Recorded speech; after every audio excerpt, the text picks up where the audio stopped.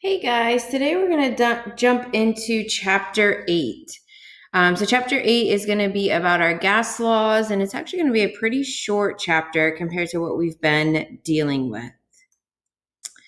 So chapter 8, we're going to be talking about gases. What's one of the first properties that you think about when you think about gases? Well, of course, you think about pressure. So pressure is defined as the result of collisions between gas molecules or atoms with the surfaces around them.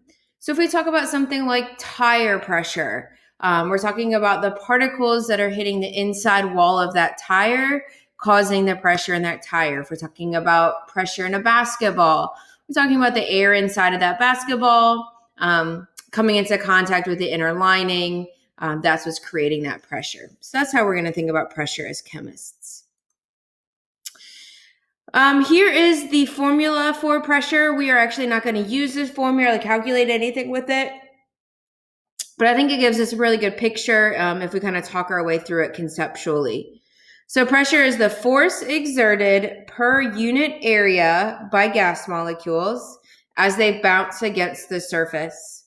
So here we see two bottles, one with low pressure and one with high pressure. We're going to assume these bottles are the exact same size. If they're the exact same size, that means this number on the bottom, area, is exactly the same. This guy over here is going to have a lower pressure. The reason is the force exerted per unit area is going to be a lower force just because there's less particles in there. So if we were to measure the force exerted on the sides of this container, it would be a less or lower force than this guy over here. Lots of particles, lots of collisions, higher pressure is going to register. So that's why I put this up here, just because it gives us a really good image as we move forward. So units of pressure, the unit that we're going to see and use the most often in this class is ATM, so atmospheres of pressure, ATM. And it's just denoted by the average pressure at sea level. So if you were to gauge the pressure sitting in the room you're at, assuming you're in Wilmington, the pressure would be roughly 1 ATM. And as you move above sea level or below sea level, that 1 ATM would change. Technically, the SI unit of pressure is a Pascal. That's a ridiculously large number, and I'm glad we don't have to deal with that in this class. But here's what 1 ATM equals a lot of pascals. If you were to take like a physical science course or physics course, you certainly would see pascals again. And then barometric pressure. So you probably hear a lot about that on the news, especially in the middle of hurricane season. They talk about the barometric pressure rising or lowering. So what's barometric pressure? Well, it's just pressure with the units of millimeters of mercury. So how the heck do we get millimeters of mercury from a pressure? So millimeters is a length. What does mercury have to do with it? So here's just a very, very, very basic barometer to give you an idea of how we got these units originally. So what we have here is an evacuated glass tube. So there's a vacuum in there. We've got a little reservoir right here. And inside of our reservoir, we've got mercury. That's where the mercury comes from. So as the pressure, let's say the pressure rises, what's going to happen is there's going to be more pressure or more force pushing down on the mercury here in the reservoir. There's more force on the reservoir. It's going to push that mercury up into this glass tube, and it's going to rise. So instead of being 760 millimeters tall, it might be 800 millimeters high. So that's where we get the length measurement. We're measuring the length of the mercury in here. If pressure were to fall, we would essentially lift the weight off of this reservoir. You would see that this mercury would fall or go down because it would fill up the reservoir here. So instead of being 760 millimeters, it might go down to 700. So that's just a really basic look at a barometer. We don't really use mercury anymore. It's kind of dangerous. So what we see now is usually some sort of glass container with really pretty colored balls in there. And as pressure rises and falls, the balls go up, the balls go down. So same kind of idea, just a slightly safer way to measure it. All right, so there are 4 basic properties of gases. What we're going to talk about now is, or what we're going to lead into is something called the simple gas laws. So what the simple gas laws do is they will look at 2 of these properties while holding the other 2 constant. So I'll change 2 properties, see how they're related, keep the other 2 constant. So it's all interconnected here. So the 4 basic properties of gas that we can talk about are pressure, volume, temperature, and amount. So first, pressure. That's probably the most obvious. What is the force that's being exerted? When we talk about pressure, we're typically going to use the units in ATM. Volume. So we can talk about a volume of a gas. How much area is it taking up? So the volume of a gas will typically be in meters, liters, or you might see milliliters from time to time. So that'll be the unit for volume. We can talk about the temperature of a gas, so heating it up, cooling it down. One of the unique things about this chapter, and I'm going to say this 100 times and somebody's still going to stumble on it on the exam, but the temperature has to be in Kelvin.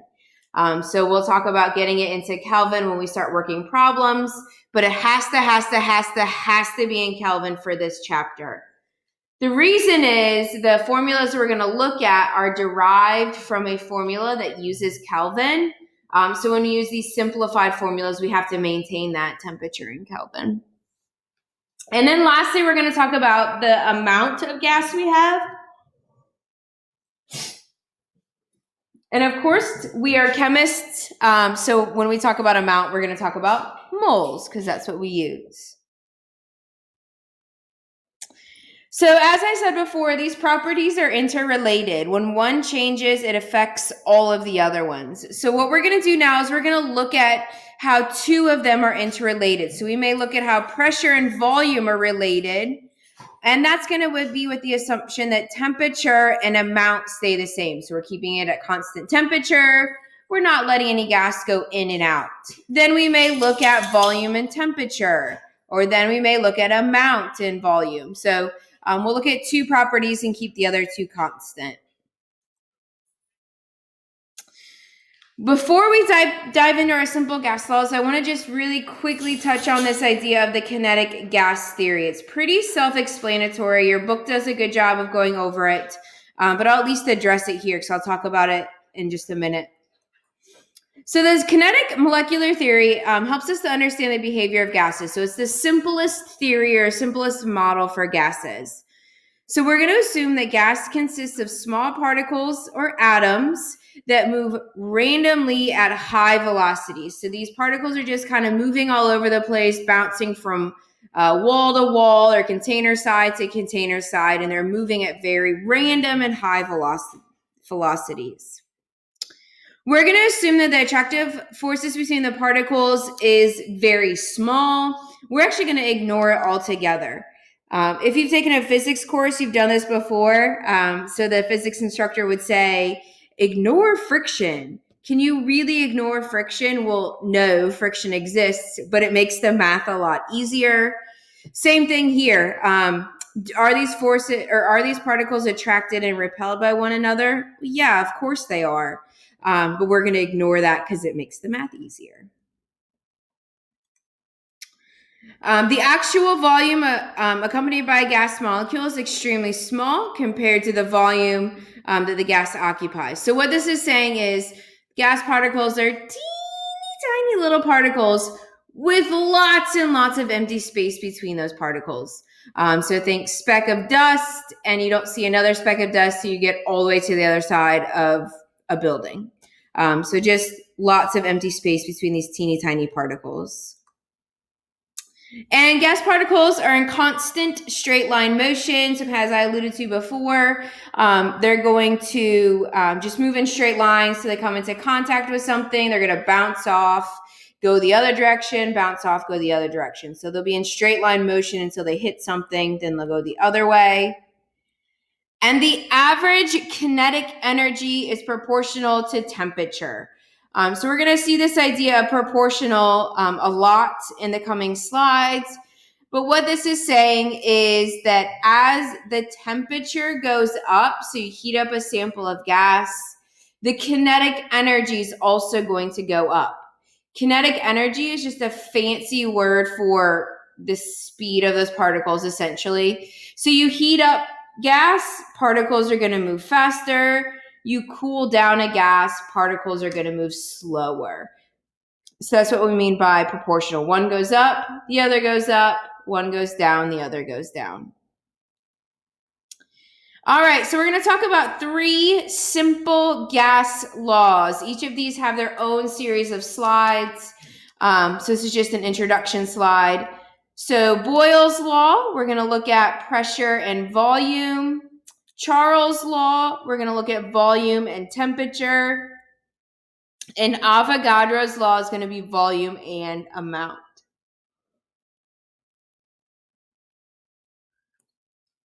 All right, so let's dive into Boyles Law. So Boyles Law, we're going to look at pressure and volume. So the best, easiest example we can think about would be like a basketball pump or a tire pump, okay?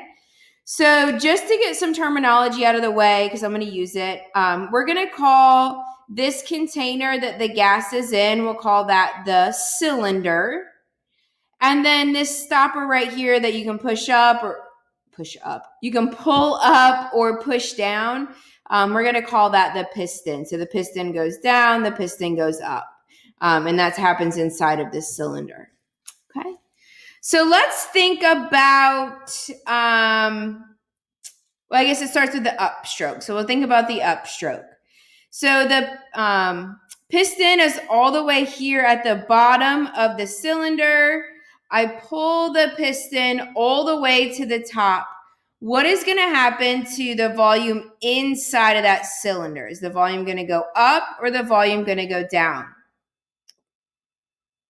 Yeah, volume is going to increase, right? So the piston was down here, and this teeny tiny little area was the volume. Now the piston's up here, and we've got all of this open as a volume. So volume's going to go up. What is going to happen to the pressure inside of that cylinder? The pressure is going to decrease. How do we know? What do we observe? Well, when we pull this piston up, the pressure on the inside is lower than the pressure on the outside. So outside pressure is high, inside pressure is low. So what happens is we will see gas will rush into this one-way valve. So the gas says, wow, pressure's lower inside of there. I want to go to a low pressure situation. So it'll go rushing inside of that cylinder. Okay. Well, let's look at the other side of this. So piston was up here at the top. Now I grab this handle. I push down on the handle and the piston goes down. What happens to volume in this case?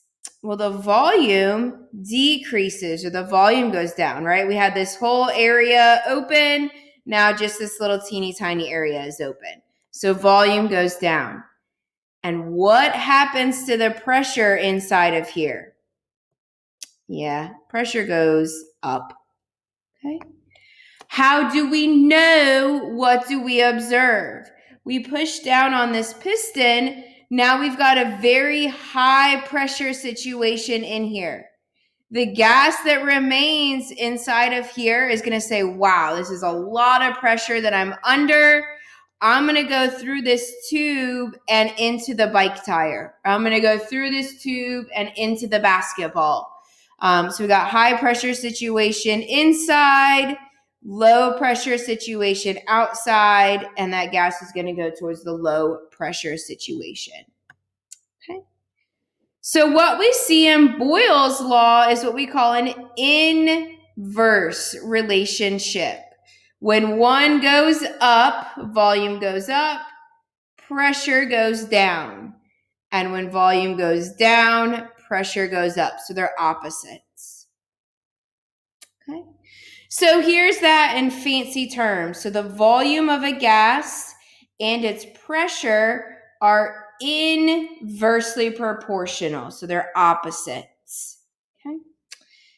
This box right here is just the mathematical symbol for the words that I just read. So volume, this little fishy symbol here, is proportional to. And then to do an inverse, right, we take 1 over. So to take the inverse of any number, you put it on the bottom of the fraction, and you flip the fraction. So volume proportional to the inverse of pressure. So just a mathematical way to explain the same thing. Okay. So what's going on? What causes this? Us as chemists, we're looking at the molecules and the atoms and how they're behaving. That's how we describe these properties. So according to the kinetic theory, when the volume is decreased, the container becomes more crowded and there's more collisions. This causes the pressure to go up. So if we squeeze the size of a container in, of course, there's going to be more collisions because there's not as much space between those particles. So more collisions means we register a higher pressure.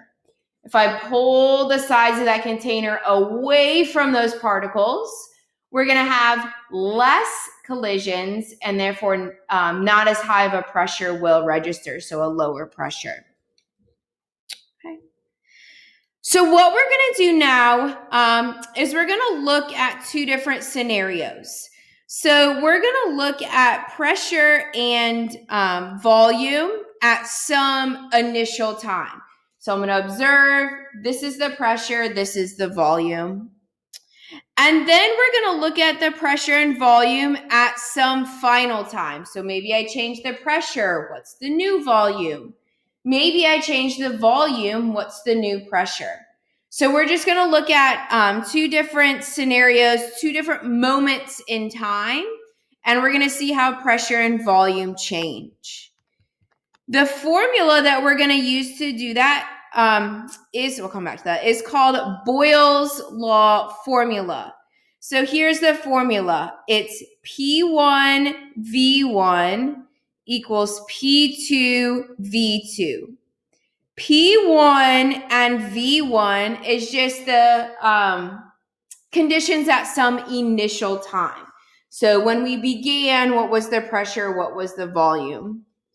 P2 and V2 is just going to be some final time. So after something happened, after we messed with it a little bit, what is the new pressure? What is the new volume? So in these problems, they're going to give us 3 of the variables, and it'll be our job to algebraically solve for whatever variable is left. So pretty easy plug and chug algebra, and hopefully it's a breath of fresh air from what we have been doing. So here's an example of a problem. Imagine a diver was initially at 765 millimeters of mercury with a volume of 1.78 liters. What would the pressure be if the diver exhales and the volume decreases? Just going to get rid of the picture. All right. So the first thing that I like to do is just organize my thoughts, take inventory of what variables I know, what do I need to solve for. So I'm going to take inventory, P1, V1, P2, V2. Okay. So reading back through the problem a second time.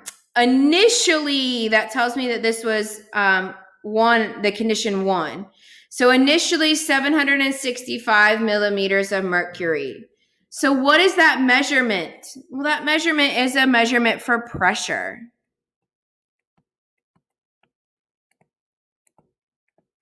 Okay. And when we were at 765 millimeters of mercury, the volume was 1.78 liters. Okay. What would the pressure be? So it sounds like we'll be solving for this guy if the diver exhales and the volume is decreased to 1.25. Okay. Liters, don't forget your units. All right, so I've taken inventory of what I know. It's clear that I'm solving for P2. Now I just need to plug and chug through this problem.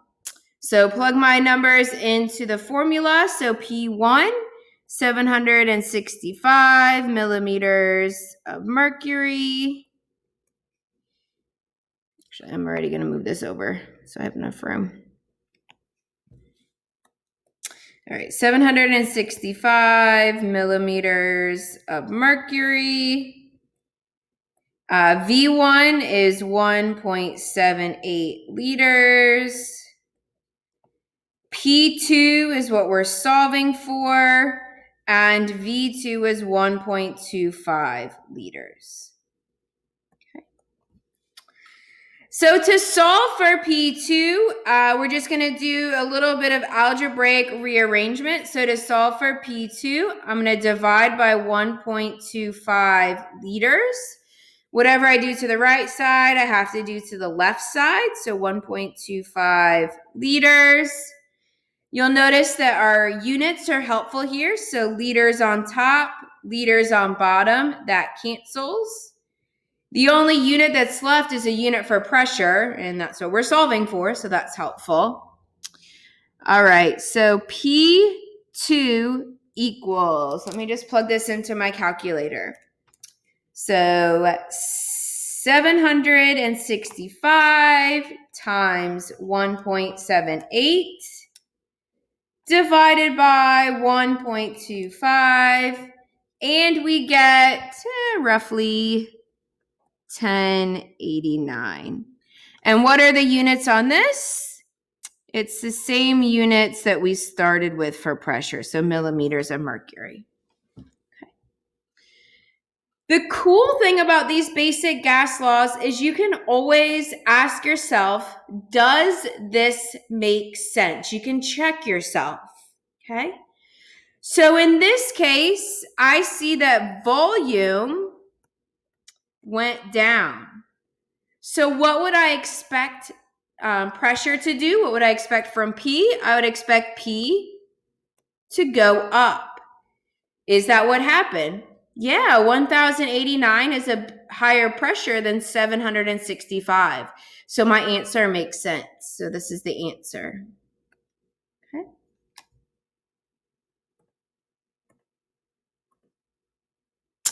The next gas law that we're going to talk about is Charles' law. So Charles' law, we're going to look at temperature and volume. So in Charles' law, it tells us that the volume of a gas increases as temperature increases.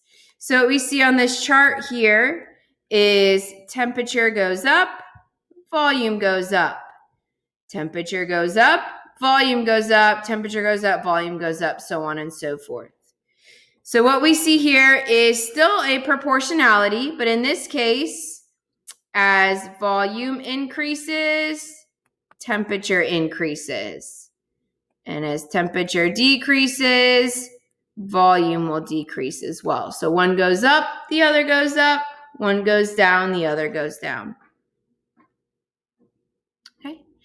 So Charles' law, the volume of a gas and its temperature are directly proportional.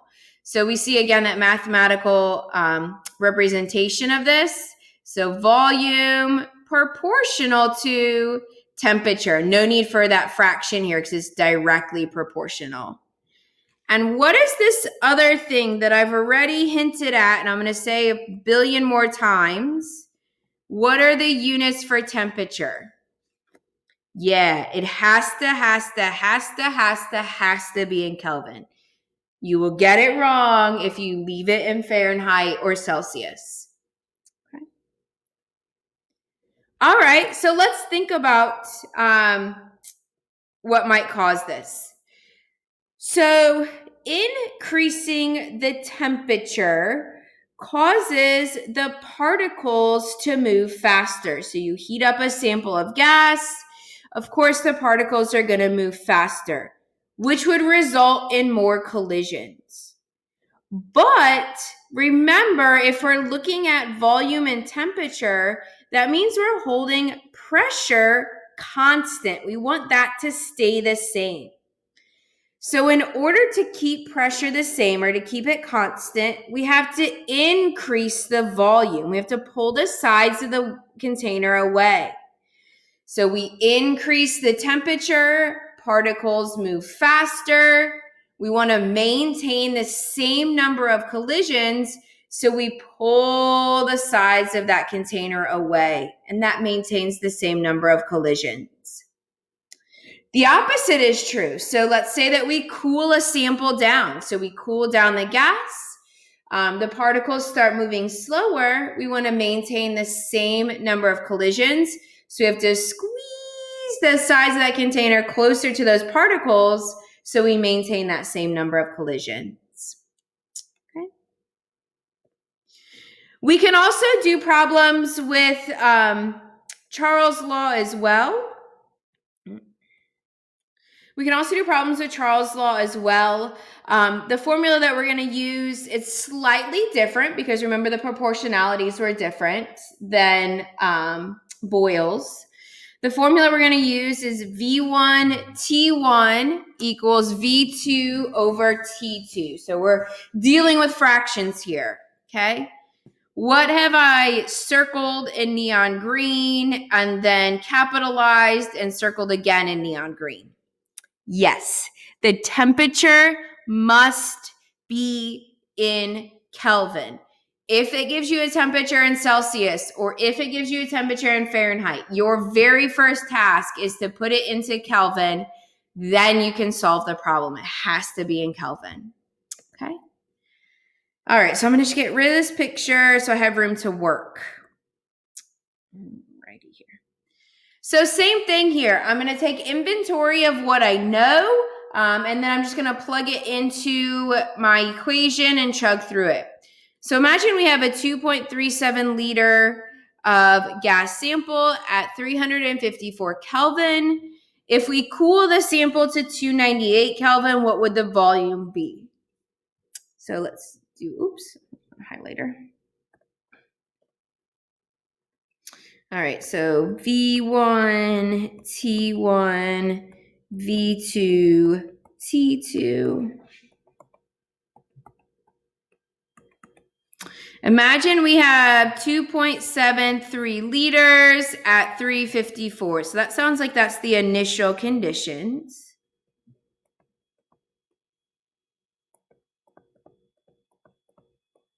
Okay, if we cool the sample to 298, so that's our T2, we cooled it down. Oops, that's not an 8. We cooled it down. What would the volume be? So we're solving for V2. Okay. Double check our units in Kelvin. Yes, they were kind enough to give us Kelvin in this example. So let's move forward. So let's plug it into our equation here. V1 over T1 equals V2, which is what we're solving for, over T2. Okay. So we've got fractions here. Blah. Nobody likes fractions. So the best way that I found to solve these problems is to do something called cross multiply. So you're going to multiply on the diagonal. Doesn't really matter what diagonal you start with. You'll see that it works out. So the first thing I'm going to do is multiply on this diagonal. So I'm going to take 354 times V2.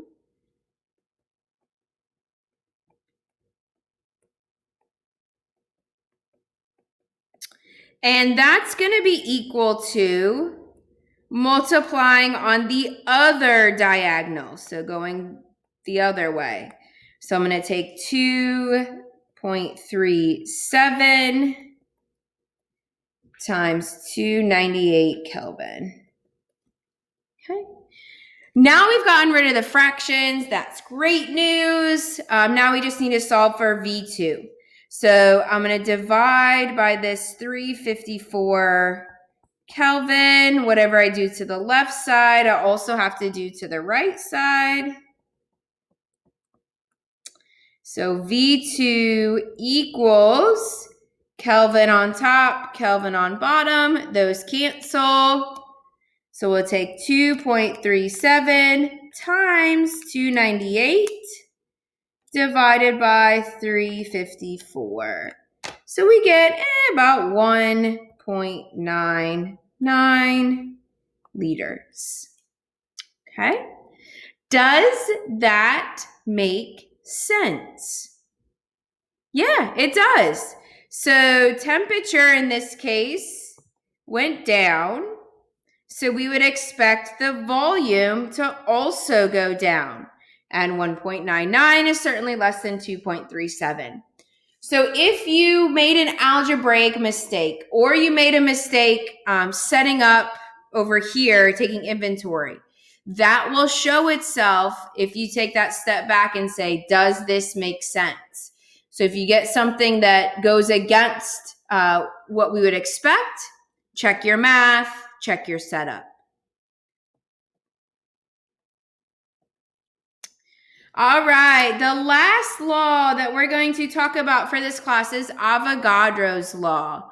So Avogadro's law tells us that the volume of a gas and the amount are directly proportional. So as the volume goes up, amount will go up. Volume goes down, amount will go down. The easiest way to picture this one is to picture a balloon getting filled up on a helium tank. So you've got a balloon, it's pretty small. I put some helium in.